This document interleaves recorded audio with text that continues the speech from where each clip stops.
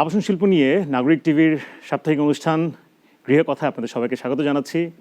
আমাদের এই অনুষ্ঠানে আবাসন শিল্প, নির্মাণশৈলী, গৃহসজ্জা এবং এরকম নানা বিষয় নিয়ে আমরা বিভিন্ন অতিথিদের সাথে প্রতি সপ্তাহে কথা বলছি। আজকের এই পর্বে আমরা অতিথি হিসেবে পেয়েছি নতুন ধরা অ্যাসেটস লিমিটেড এই কোম্পানি ম্যানেজিং ডিরেক্টর জনাব সাদিউজ্জামানকে। জনাব সাদিউজ্জামান, প্রথমে যদি একটু বলতেন যে আপনাদের কোম্পানি সম্পর্কে, যে আপনারা কী কী ধরনের প্রজেক্ট করছেন এবং কোথায় কোথায় কী কী ধরনের প্রজেক্ট করছেন।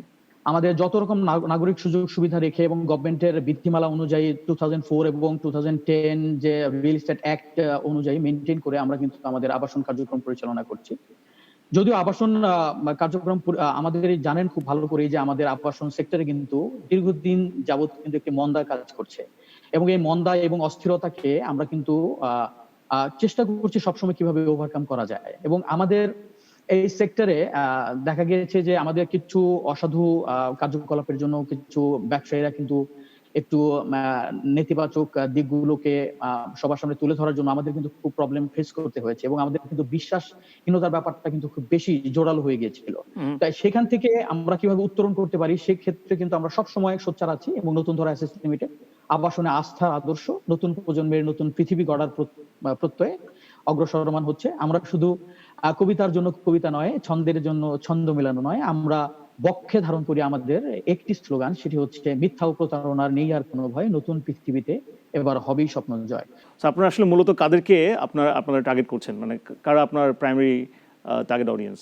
আমাদের আসলে টার্গেটেড কাস্টমার হচ্ছে আমাদের মধ্যবিত্ত থেকে আমাদের যারা নিম্ন মধ্যবিত্ত আছেন এবং আপার লেভেল কাস্টমার আছেন, সবাইকে আমরা আসলে টার্গেট করতে চাচ্ছি। যারা আসলে ক্রয় ক্ষমতার মধ্যে আছেন মোটামুটি সবাইকে টার্গেট করার চেষ্টা করছি, কারণ আমাদের আসলে rich people of the purest country, বা আমরা যদি ওইভাবে যদি রিচ পিপলদেরকে টার্গেট করে কাজ করি তাহলে কিন্তু it will be very much complicated for us to sustain. এবং আমরাও কিন্তু চাই যে না, এই আবাসন কিন্তু আসলে শুধুমাত্র রিচ পিপলদের জন্যই না, আবাসনটা কিন্তু প্রত্যেকটা মানুষের জন্য কিন্তু একটি মৌলিক অধিকার। প্রত্যেকটি কাস্টমারকে আমরা এখানে টার্গেট করেছি, যারা এবং ক্রয় ক্ষমতার মধ্যে যারা নেই তাদেরকেও কিভাবে আমরা একটু ফ্লেক্সিবল ওয়েতে তাদেরকে কিভাবে তাদের স্বপ্নের প্লটটা বা ফ্ল্যাটটা আমরা দিতে পারি সেই ব্যাপারে কিন্তু আমরা ভেবেছি, এবং সেইভাবে কিন্তু আমাদের অফার গুলো আছে। কিন্তু এখনো কিন্তু আমরা যেটা লক্ষ্য করছি যে বাজারে প্লট বলেন অথবা ফ্ল্যাট বলেন এখনো কিন্তু মধ্যবিত্তদের হাতের বাইরে। তো আপনারা কি নতুন পরিকল্পনা করেছেন যে কারণে আপনি বলছেন যে হয়তো বা মধ্যবিত্তেরও হাতে না গেলে এটা চলে আসবে? আস্থার জায়গাটাকে ফিরিয়ে আনতে আমাদের কিছু কিন্তু অথেন্টিক কিছু কাজ করতে হবে এবং ইমপ্লিমেন্টেশনে সেটা প্রকাশ করতে হবে। সেটা হচ্ছে আমাদের যেটা প্রথম আমরা যেটা করেছি, 299টি প্লটে আমরা রেজিস্ট্রেশন কিন্তু ফ্রি করে দিয়েছি। দেখা গিয়েছে যে সাধারণ যারা গ্রাহক আছেন, যারা প্লট এবং ফ্ল্যাট কেনেন, দেখা যাচ্ছে যে রেজিস্ট্রেশন কস্টটা কিন্তু একটু ধরাছোঁয়ার বাইরে ছিল। এই জায়গাটাতে আমরা প্রথম ভীতি কমানোর জন্য আমরা যেটা করেছিলাম যে 299টি প্লটে আমরা রেজিস্ট্রেশন কস্টটা যে ফ্রি করে দিব। ফ্রি মানে হচ্ছে এটা আমাদের তরফ থেকে দিয়ে দিব গ্রাহকদের, যাতে রেজিস্ট্রেশন ভীতিটা যাতে না থাকে। আমরা যেটা করেছি যে 70% পেমেন্টেই আমরা কিন্তু আমাদের প্লটটি রেজিস্ট্রেশন করে দিচ্ছি, এবং 30% বকেয়া থাকতে। কারণ আমরা যেটাকে আমরা বলছি যে এটা টেনশন এক্সচেঞ্জ করে ফেলছি, যে গ্রাহকরা যে টেনশনটা নিয়ে ঘুরতেন সেই টেনশনটা এক্সচেঞ্জ করে আমাদের কাছে সেই টেনশনটা এখন থাকবে। এছাড়াও আরেকটি করেছি, কিস্তির ঝুঁকি বহন করবে কোম্পানি। এটা আমাদের আরেকটি ইনোভেশন। কিন্তু যে এই ক্ষেত্রে যেটা প্রয়োজন আসলে যে নাগরিক যে সুবিধাগুলো সেগুলো কিন্তু আমাদের তখনও প্রয়োজন হবে, অথবা যে ঢাকা থেকে একটা যাতায়াতেরও একটা সুবিধার একটা প্রয়োজন আছে।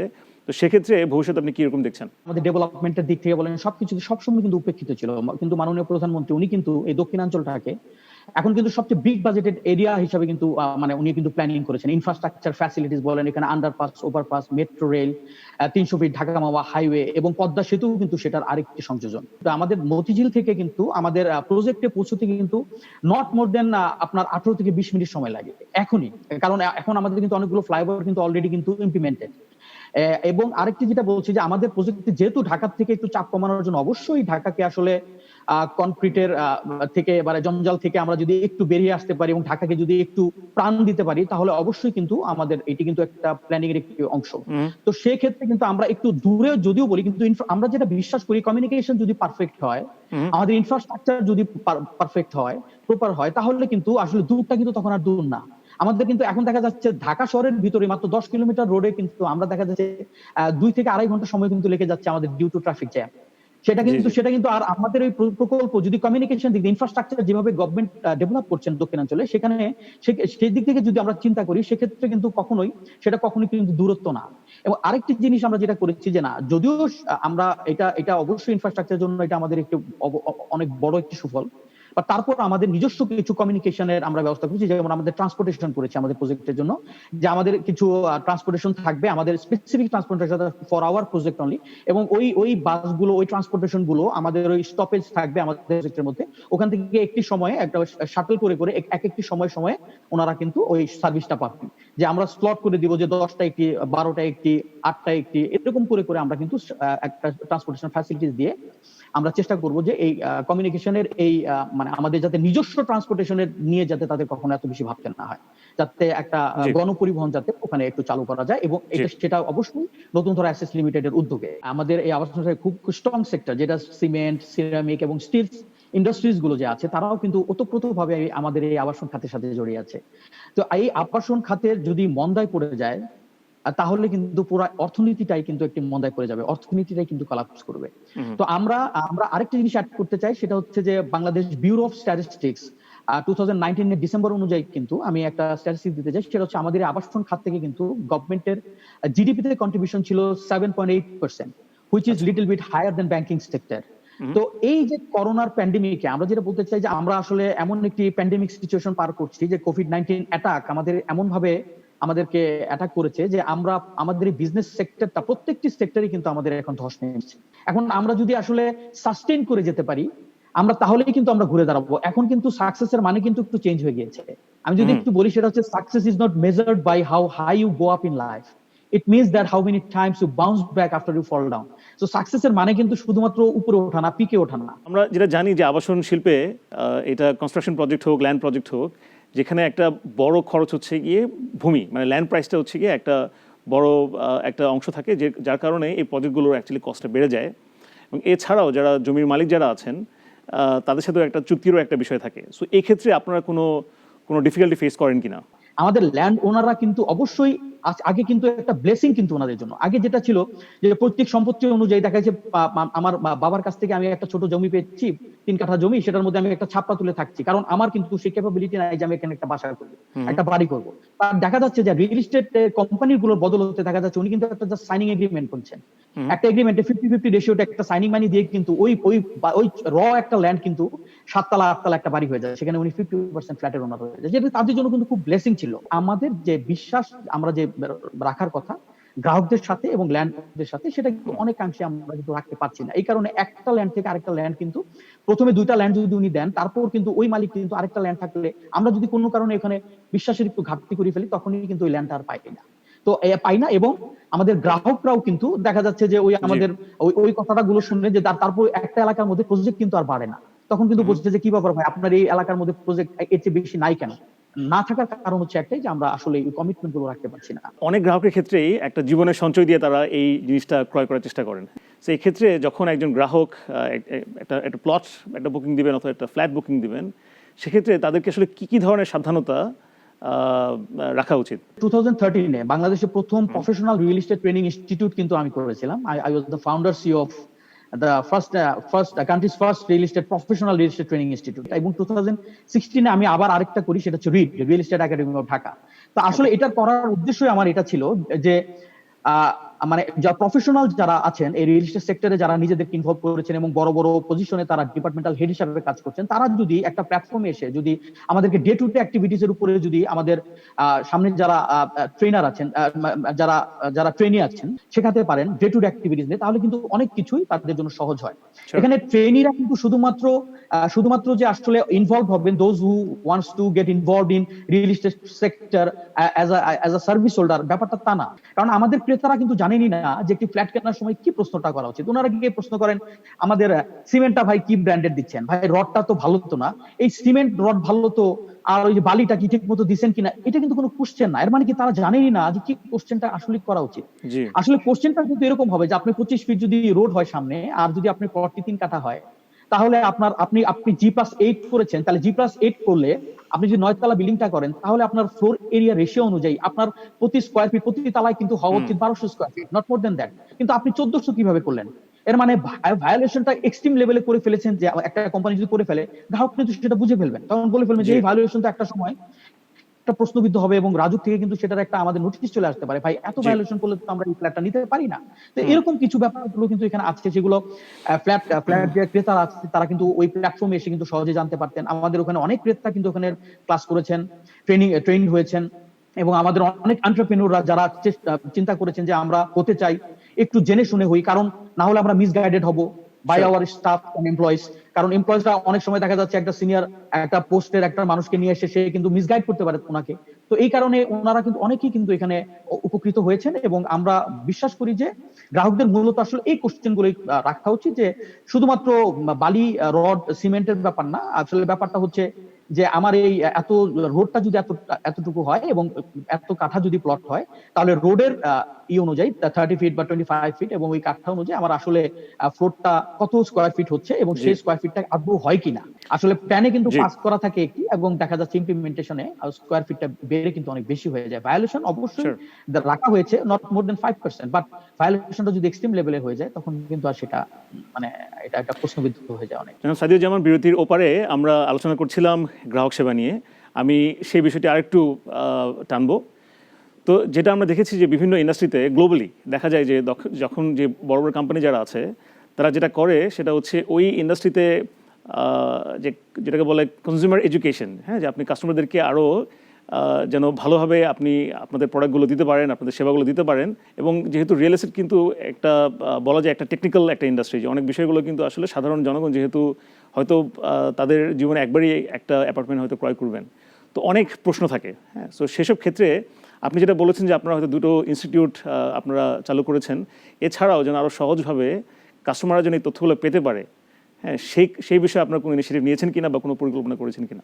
আমরা এই ক্ষেত্রে আমরা অবশ্যই চিন্তা ভাবনা শুরু করেছি অলরেডি। আমরা যেমন একটা ফেসবুক অলরেডি আমাদের একটা প্ল্যাটফর্ম শুরু করেছি। আমরা এই ফেসবুক প্ল্যাটফর্মের মাধ্যমে আমরা ইনশাআল্লাহ ইনভাইট করব আমাদের গ্রাহকদেরকে, ওনারা যাতে লাইভে ওর মাধ্যমে চলে আসতে পারেন ফ্রিকোয়েন্টলি। কারণ আমরা ফেসবুকের মাধ্যমে করেছি এই কারণে যে আসলে মানুষ যাতে খুব বেশি ম্যাস পিপলরা যাতে আসলে এখানে অংশগ্রহণ করতে পারেন, এবং আমাদের গ্রাহকরা যাতে যে কোনো জায়গা থেকে যাতে যে কোনো সময় আমাদের সাথে অ্যাটাক করতে পারেন, এইভাবে আমরা একটা প্ল্যাটফর্ম ক্রিয়েট করার চেষ্টা করছি। এবং আমরা একটা ফাইটিং স্পিরিট নিয়ে ইনশাআল্লাহ সবসময় এগিয়ে যাবো এবং আমাদের এই ইকোনমিক চাকাকে গতিশীল করার জন্য। আরেকটি বিষয় হচ্ছে যে আমাদের কাস্টমাররা ছাড়াও যে আমাদের যে ওভারঅল ইকোসিস্টেম, ওখানে কিন্তু অনেক স্টেক হোল্ডাররা থাকে। আবাসনের ক্ষেত্রে যেটা বলা যেতে পারে যে লেটস আমাদের যে রড ইন্ডাস্ট্রি আছে, আমাদের পেইন্ট ইন্ডাস্ট্রি আছে, ব্যাংকিং ইন্ডাস্ট্রি যারা একটা বড় রোল প্লে করে থাকে, তাদের সাথেও বিশেষ করে এখন যে মন্দার সময় সেখানে কিন্তু আরও এটার প্রয়োজনটা আরও বেড়ে যায়, যে সবাই একত্র হয়ে একসাথে হয়ে যে এই সমস্যা কীভাবে মোকাবেলা করা যেতে পারে। তো আমি শুধুমাত্র যদি ব্যাংকিং ইন্ডাস্ট্রির কথাও বলি, যে এখানে তারা কি রোল প্লে করতে পারে আপনাদেরকে সহায়তা করার জন্য? বাংলাদেশ এখন বর্তমানে যে আমাদের ফিসক্যাল ইয়ারে যে বাজেটটি ঘোষণা হয়েছে 2021, এটা কিন্তু খুবই চ্যালেঞ্জিং বাজেট বলবো আমি, খুবই চ্যালেঞ্জিং বাজেট। এবং আমি অনেকেই নেতিবাচক ভাবে বলেছেন যে স্বপ্নবিলাসী বাজেট, বাট আসলে আমি ইতিবাচক ভাবেই বলবো অবশ্যই এটা একটি চ্যালেঞ্জিং বাজেট। এবং আমরা যদি স্বপ্ন না দেখি, স্বপ্নবিলাসী না হই, তাহলে কিন্তু আসলে আমাদের জীবন কিন্তু এত গতিশীল হবে না। আমরা বিজনেসম্যানরা কিন্তু আসলে আমাদের যে রেভিনিউ এবং আমাদের যে ইনকাম, এই রেভিনিউ এবং ইনকাম থেকে কিন্তু আমরা ট্যাক্স দেই। এবং ইনকামটা কিন্তু আমাদের প্রফিট না, এটা কিন্তু প্রফিট, আমরা কিন্তু ট্যাক্স প্রফিটের উপর দিই না, আমরা ইনকামের উপর দিই।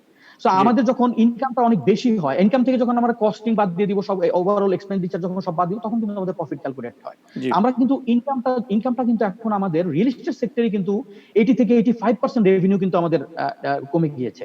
তো এখানে কেন বলছি যে আমাদের এই থ্রেটিংটা কেন আমাদের মনে হচ্ছে যে ইনকাম যেহেতু কমে গিয়েছে, সো আমাদের কিন্তু সেখানে কিন্তু রাজস্ব আদের ব্যাপারটা বা ইনকামের উপরই তো আমরা ট্যাক্স ভ্যাটটা দিই, তো সেটা কিন্তু অনেকটাই কিন্তু হ্যাম্পার্ড হবে। তো আমাদের এই ইনকামটাকে যাতে আমরা সচল রাখতে পারি, টাকাটাকে ঘুরে রাখতে পারি, মাননীয় প্রধানমন্ত্রী কিন্তু ট্রাই করেছেন অনেক, যে ট্রাইং এর মধ্যে সবচেয়ে বড় ইনিশিয়েটিভ যেটা আমি বলবো সেটা হচ্ছে 1 লক্ষ কোটি টাকা প্রণোদনা উনি ঘোষণা করেছেন আমাদের ব্যবসায়ীদের।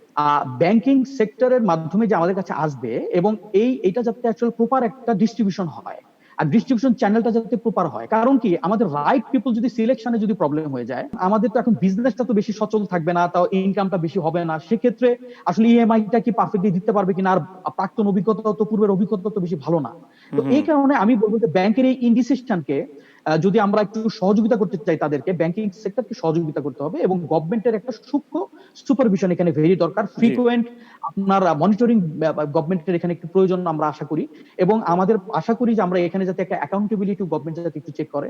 আর এই গভর্নমেন্টের এবং ব্যাংকিং সেক্টরে যদি এখানে যদি একটা ফ্রিকুয়েন্ট মনিটরিং আর অ্যাকাউন্টেবিলিটি ঠিক থাকে, তাহলে কিন্তু আমাদের এই 1 লক্ষ কোটি টাকার প্রণোদনা প্যাকেজটি কিন্তু সাকসেস হবে এবং আমাদের ইকোনমিক চাকা কিন্তু সত্যি সচল থাকবে। না হলে কিন্তু আমাদের এটা কিন্তু আসলে বুমেরাং হয়ে একটি খারাপ দিকে চলে যেতে পারে। আর ভালোর জন্য আমরা ছুটবো কিন্তু চলে আসবে, কিন্তু আমাদের রিটার্নটা হয়তো বা অনেক নেগেটিভ চলে আসতে পারে। তো আমি চাই যে একটা দক্ষ supervision is very important on behalf of the government. ধন্যবাদ। আমরা বিস্তারিত শুনলাম এই বিষয়ে। আমরা আশা করি যে আমাদের আবাসন শিল্প অন্যান্য সকল শিল্পের মতোই এই কঠিন সময়টি পার করবে এবং সফলতার সাথেই আবারও ঘুরে দাঁড়াবে। সো আপনাকে আমাদের এই অনুষ্ঠানে আসার জন্য অশেষ ধন্যবাদ জানাচ্ছি। আপনি যদি দর্শকের উদ্দেশ্যে কোনো শেষ কথা বলতে চান। গৃহ কথা অনুষ্ঠানের প্রত্যেকটি মানুষকে যারা পেছনে কাজ করছেন এবং পর্দার পেছনে কাজ করছেন, পর্দার সম্মুখে কাজ করছেন, সকলকে আমি ধন্যবাদ জানাচ্ছি এবং কৃতজ্ঞতা জানাচ্ছি। তবে আমি শেষ করার আগে একটি কথা আসলে না বললেই নয়, সেটা হচ্ছে ফিদেল ক্যাস্ট্রো এবং যে লেজেন্ডারি যে লিডার ছিলেন, দ্য প্রেসিডেন্ট অফ কিউবা, উনি আমাদের বঙ্গবন্ধুকে নিয়ে একটি কথা বলেছিলেন যে আমি হিমালয়ে দেখিনি, শেখ মুজিবুর রহমানকে দেখিয়াছি। ঠিক তেমনি ফিদেল ক্যাস্ট্রো ওনার একজন খুব বিপ্লবী ভাই এবং কূটনৈতিক, এবং উনি আরেকজন ডেসপারেট লিডার, ওনার নাম সবাই শুনেছেন আপনারা, ওনার নাম হচ্ছে চে গেভারা। তো উনি চে গেভারাকে একটি চিঠি লিখেছিলেন, পত্র লিখেছিলেন এবং বলেছিলেন যে প্রিয় চে, এই পৃথিবী থেকে যেদিন সাম্রাজ্যবাদ বিলুপ্ত হবে সেদিন আমি ছুটি নেব আর তোমায় নিয়ে চাঁদের দেশে বেড়াতে যাব। সো আমি এই ফিদেল ক্যাস্ট্রো সেই কথাটির রেস ধরে বলতে চাই যে আমরা বিজনেসম্যান হিসাবে সকল বিজনেস ম্যান এবং এন্টারপ্রেনিউরদের অন বিহাফে বলতে চাই যে এই পৃথিবী থেকে যেদিন করোনা নামক সাম্রাজ্য বিলুপ্ত হবে সেদিন আমরা ছুটি নেব না, সেদিন আমরা দুর্বার গতিতে এগিয়ে যাব এবং বাংলাদেশকে একটি সমৃদ্ধশালী বাংলাদেশে পরিণত করবো ইনশাআল্লাহ। দর্শক, এরই সাথে শেষ হয়ে গেল গৃহকথার আরেকটি পর্ব। আমরা আশা করছি আগামী পর্বে নতুন কোনো অতিথিকে নিয়ে আবারও ফিরে আসবো। আশা করি আপনাদের সবাইকে আমাদের সাথেই পাবো। আল্লাহ হাফেজ।